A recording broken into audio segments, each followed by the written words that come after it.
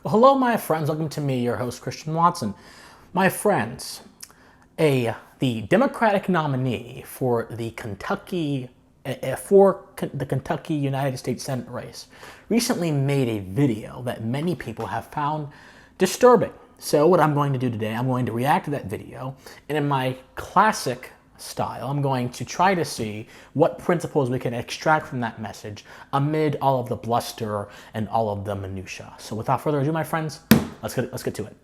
All right, let's see what Mr. Booker. This comes from a one Charles Booker. Let's see what Mr. Booker has to say. The pain of our past. Okay, so this is a very particular. I want you guys to understand what's going on. This advertisement is already not meant to engage logos, right? So in rhetoric, there are three methods of communication. There's logos, pathos, ethos. Pathos is an appeal to emotion, ethos is an appeal to one's sense of ethics, and logos is an appeal to logic. By having a noose in 2022 attached to a tree, this is meant to evoke the past in a way that is advantageous to the contemporary political aims of this politician. And the fact that he is trying to, what I call, necromantize the past, bring forth a condition, a reality, a set of conditions, i.e. lynching and the conditions that surrounded it, that no longer exist, to evoke change in the past, is a form of manipulation. So already from the outset, we're seeing egregious manipulation occur. And this, again, this is one of the reasons why American politics has deteriorated to a level where reasoning, where philosophy, where any other thing other than our visceral, guttural passions are being engaged, because this kind of stuff meets with the wide approval of a lot of people. It is a concern. We have to understand it's not simply enough to say that I understand facts. Okay, great. Pat yourself on the back. You understand facts. You should understand facts in the context in which they exist, and that is the context of an objective morality, an objective reality, rather, which objective morality flows from. And then you should go ahead and ask yourself some reasonable questions about that context. This is the process of philosophization, and this advertisement rejects that and throws the baby out with the bathwater. This alone should be a red flag. Let's go on. Persists to this day. I just said it. In Kentucky, like many states throughout the South, lynching was a tool of terror. Okay, once again, he's necromantizing the past, trying to push forward a past condition into the future for a contemporary purpose, which is manipulation. Not only that, but the goal of these pictures is to make this action seem closer to you than it actually is. So not only do we have manipulation here of people's emotions, we also have a distortion of the timeline. And this may seem silly, but really it's not. He's trying to blend this time period in with our current time period, so we would act as if we belong to that time period. But reality, my friends, is resolute. It is dominant, and it is enduring. And time moves in one direction. It does not move backwards. It does not stop. It moves forward, as many physicists and others have explained, in how a empirical observation of time itself and its nature will show us. Age confirms this fact. But this politician is trying to manipulate the nature of time for something that it's not supposed to be. Again, this is concerning. Booker already is not qualified. He is not showing himself as a qualified person, because qualified people don't need to use these kind of rhetorical tricks. Qualified people can make sensible arguments and allow you to make a value judgment as to if those arguments are good or not for your own personal preferences and values. Continue. It was used to kill hopes for freedom. It was used to kill my ancestors.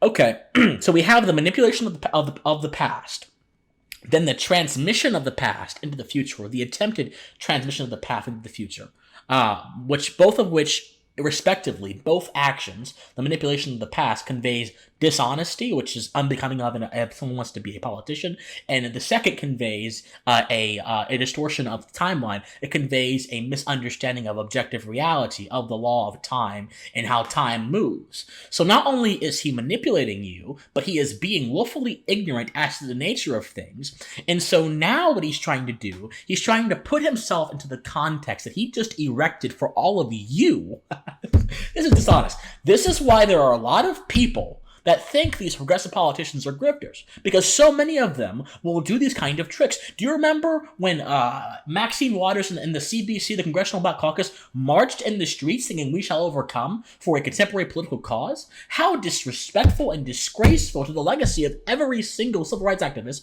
who was legitimately fighting against state-sanctioned injustice for these black politicians, many of whom are very wealthy, many of whom don't have to worry about any kind of discrimination a la their status, because their status protects them from any kind of even things they might deserve. They are trying to necromantize the past for a contemporary purpose. This comes from a dreaded place. This comes from below. In this right here, this depiction is a product of that lower order thought. Continue. Now, in a historic victory for our Commonwealth. Now he's trying to, proximity ethics. Okay, so a few things. So he's trying to couple the symbology of the noose with the symbology of the American flag, and furthermore, the symbology of the Kentucky state flag. I believe that is. Even though that noose and what it was used for in its context that he's trying to use is a rejection of the American flag. It's a rejection of the principle that all men are created equal and are endowed with their creator with certain inalienable rights, that among these are life, liberty, and the pursuit of happiness, and that it is the duty of the government to preserve these rights. It is a rejection of natural law. It is a rejection of natural truth. It is a rejection of individualism, all of which this country was built upon. Yet he's trying to associate the two by mere proximity. And I'll get into proximity ethics in a second. We gotta keep going on. We gotta keep going. I have become the first black Kentuckian to receive the Democratic nomination for So U.S. what? Senate. So what? That makes no sense. It makes no difference. I always tire when people say that I am the first black this, or I'm the first woman this, or I'm the first Asian this. So what? Do you have more to offer than your skin color? Do you have more to offer than your sex or gender? Do you have more to offer than characteristics you had nothing to do with? My friends, politics, it's going to get deep. Politics is a spiritual process, not necessarily to do with religion, but to do with values. And values are spiritual in the sense that values cannot be seen unless I live them out. You don't know what I think or believe unless I show it to you. And so that means that politics and any other kind of achievement that has to do with your will, which is also a spiritual engine, which you exert in life, and of course success is the result of the will, even if it's a very low-powered use of the will, right? Some people inherit wealth, but still, to maintain wealth, you have to have a certain levels of skills. You have to have financial literacy skills. So what he is doing is he's trying to take a spiritual process brought forth by spiritual mechanisms, that is, values, and using the will to obtain your values and to enact your values into the world, and he's trying to mix it up with materialism. This man's a materialist. He believes that the crude matter upon his skin is what is the most consequential thing about him, or one of the most consequential things about him as it relates to his run for office. Not preserving the first principles of this nation, not fighting for a Kentuckian's right to privacy, not fighting for a Kentuckian's right to not have their property raided by the government, not fighting against, encroachments on the Second Amendment. He doesn't care about any of this stuff. Or at least he hasn't said he cares about it in this ad. He cares about using his skin color and the proximity of the American flag to distort the truth. And that is disturbing. Continue. My opponent, the very person who compared expanded health care to slavery. Okay, and they'll never tell you the quote. They'll never actually say that universal health care does require a certain amount of coercion. And coercion is a mechanism also used to enslave people. And universal health care, especially as related to Obamacare, which Senator Paul rightfully and righteously opposed, required in its first stages an individual mandate that basically forced you into the healthcare exchange if you didn't have healthcare. And if you refused, you would have to pay about a $1,000 tax and a $1,000 price for not buying the government's healthcare. That, being forced to do something against your will, belongs to the genus of slavery. It is a certain kind of enslavement. Now, obviously, when we say slavery, a lot of folks think proximity. They think that the fields, the cotton fields, the slave trade, all of those are manifestations of slavery, but they're not the sole manifestation of slavery. So yes, universal health care and the use of coercion to compel me against my will is a form of enslavement. But Booker will not deal with these principles logically. He'll just say things that are supposed to create this visceral reaction in your head. Continue.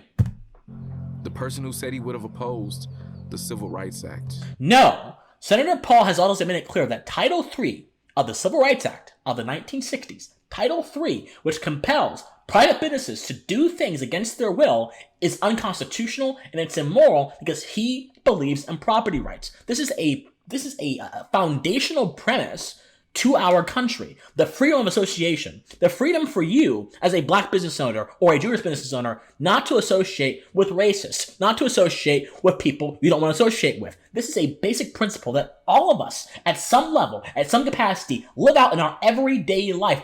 Show me one person who does not live out free association in their social life, who is not being forced to do otherwise. It is a natural principle. And all Senator Paul was saying is that the government should not compel us against that principle because it's a violation of morality. It's a violation of rights, my right to associate. Again, there's no nuance in this debate. It's all smoke and mirrors and proximity ethics. Let's go. The person who single-handedly blocked an anti-lynching act from being federal law. First of all, the Emmett Till Anti-Lynching Act is a symbolic gesture because lynching is already illegal in this nation. Lynching is already a crime in this nation. It is wholly, entirely, completely a symbolic gesture. But not only that, but it's superfluous. It makes no sense when we already have the mechanisms in place to punish the crime. Again, justice is not about having symbolic approaches to punishing injustice. Justice is about preserving one's rights functionally and effectively. And how does that anti-lynching bill, given the principle of justice which this nation is constituted upon with its adherence to natural law, how does that anti-lynching bill at all preserve justice? It does not. Someone who lynches someone today, that doesn't happen very much by the way, but someone who does that today would be arrested for murder and perhaps a range of other charges. This was superfluous in an attempt to reconcile the past in the future, which force cannot do. Force does not create peace, my friends. Force is a stopping mechanism. Force prevents something. Force negates something. It does not create a sense of peace or justice about something that occurred before its application. It cannot. It's physically impossible for force to do that. It acts when it acts, and it cannot really create anything. It stops things. It can only use what is already there. Force can only use what is already present, but it doesn't create anything. Let's go. The choice couldn't be clearer. Do we move forward together, or do we let politicians like Rand Paul forever hold us back and drive us apart? Really? Do we move forward together? So this man's message is obviously one of collective movement, which doesn't exist, by the way. Collectivism is an absolute myth. It's a confusion of moral terms. It's a myth because it presumes that action can take place on a scale, on a level that the individual does not matter. And that's just not the case. All action emerges from an individual will, self-acting, moving towards some goal, some place, some aim, something. Some of you are self-acting towards the grocery store. Some of you are self-acting towards building a career, like me. Some of you are self-acting towards going out and being the best friend you can be. Everyone is self-acting towards a certain end, right? Aristotle said, and this is one of the few times where I agree with him, that everything is going towards some kind of good. Some kind of end, some kind of telos, right? And that idea is compelling. Now, obviously, I don't agree with how Aristotle translated it into political and ethical thought. I think that he missed the mark there. But that idea is compelling for most things in life. Let's go. By the way, this idea of moving forward, right? So this idea of trying to advance society by the mechanisms of government, this is progressivism. And it doesn't work because social progression, human progression is not forced. Again, force can progress nothing, but it can stop everything. And all government can do is force you to do something. Imagine this. What is a law? A law is a particular set of rules and principles that is enforced by what? Some kind of law enforcement agency. Law enforcement agencies primarily can only do punitive matters, right? They can punish you for doing something and violating the law. That's actually their goal. Sometimes they can prevent things, but once again, they're stopping something. We cannot move forward with more laws. We can only move forward, if he wants to even use that kind of term, by unlocking the potential of human freedom by restricting the amount of laws and restricting the purview the federal, state, and local governments have over their citizens. In November, we will choose healing. No. We will choose Kentucky. Wow. Wow. As a senator, you don't have the ability, you don't have the imprimatur, you don't have the right to heal anything. Your job as a senator, one who inhabits that venerable body on Capitol Hill, who is one of 100, your job is to protect your constituents' rights and to represent them. Your job is not to move the country forward by advancing more and more legislation. And the fact that he thinks this shows his Hegelianism. It shows his tendency to believe that history can be pushed forward through these sort of vile mechanisms. That's not how the nature of reality works. That's not how the nature of progression works. A baby is not forced into maturity. A baby grows into maturity. Societies grow into maturity through long debates, through long conversations, sometimes through wars. Wars are actually the fundamental manifestation of maturity. But getting past wars, settling disputes peaceably. There are so many things people use to go beyond that immature stage, but none of it succeeds because it is forced. It succeeds because the natural course of life is organisms that grow. The natural course of society are things that grow, and that's what ultimately matters. That's what will move us forward. This kind of bile, this kind of bullcrap, just to be blunt with you, will do nothing but regress our thinking, fundamentally, drastically change the terms upon which we approach reality, and retrograde our actions into being affixed to context and circumstances that no longer exists, and to inferior understanding of the nature of time, nature of reality, nature of morality. I mentioned proximity ethics. Proximity ethics, just to close up here, is basically when you assume something is good or bad on the basis of what it is close to, not on the basis of what it actually stands for. So, for example, if I have a gasoline can in my hand and there's a fire near me, you assume I started the fire because I have gasoline in my hand, even though I could have been filling up my car. Again, this kind of vile retrograde thinking does not help us, it moves us backwards. And this man, if he gets elected, judging by this advertisement, will do nothing but try to move this country backwards by the sheer force of the government, and that should scare Kentuckians, not Senator Rand Paul. He should scare Kentuckians. There's plenty of valid critiques of Senator Paul. These are not it. These are not amongst them.